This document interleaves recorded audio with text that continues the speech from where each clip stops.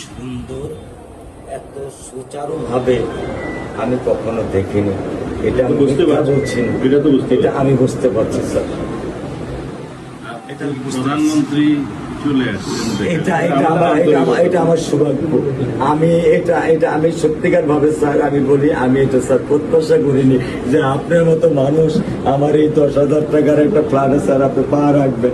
কিন্তু এই বিশ্বাস ছিল যে আপনি 8-10 জন না, যে মানুষ ট্রাফিক সিগন্যালে দাঁড়িয়ে থাকে, নিয়ম মেনে চলে, সে মানুষকে বুঝতে স্যার আমার এইটুকু বয়সে স্যার যথেষ্ট স্যার। ইনশাআল্লাহ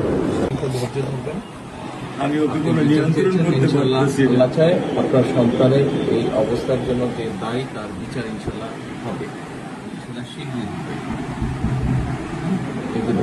আর মালিক যে আল্লাহ তাআলা মালিক, ওনার কাছে সাহায্য চাই, ওনার কাছে সাহায্য চান, আল্লাহ রহম করলেন সব কিছু দিতে পারে। মানুষ হিসেবে আমাদের যেটা করার আমরা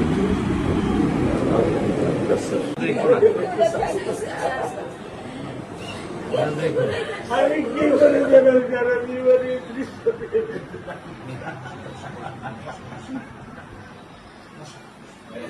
আমার এই দৃশ্য আমি কি দিয়ে পূরণ করবো?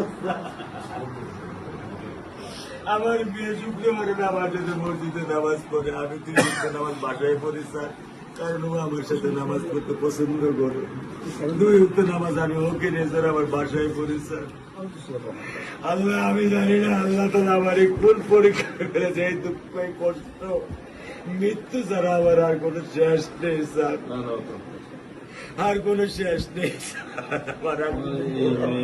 আপনার দায়িত্ব মানে প্রধানমন্ত্রী নেবে, আপনাদের তো শক্ত হতে হবে না, আপনার তো বড় মেয়েটা রয়ে গেছে, এখন তো ওর জন্য আপনাদেরকে শক্ত থাকতে হবে স্যার। সত্য কথা, আমি যখন ওকে ভ্যানে পাঠাই আমি খুব বল পাই। আমি কালকে বলে দিছি যে আমি আর ভ্যানে দিব না, তুমি প্রতিদিন ওকে রিস্কায় নিয়ে যাবা, রিস্কায় করে নিয়ে আসবা।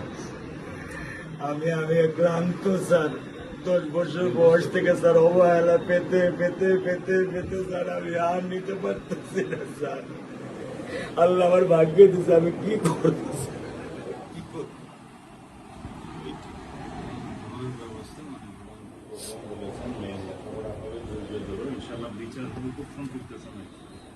এটা কি বেশি বলতে পারবো না, কারণ আদালতের বিষয় তো।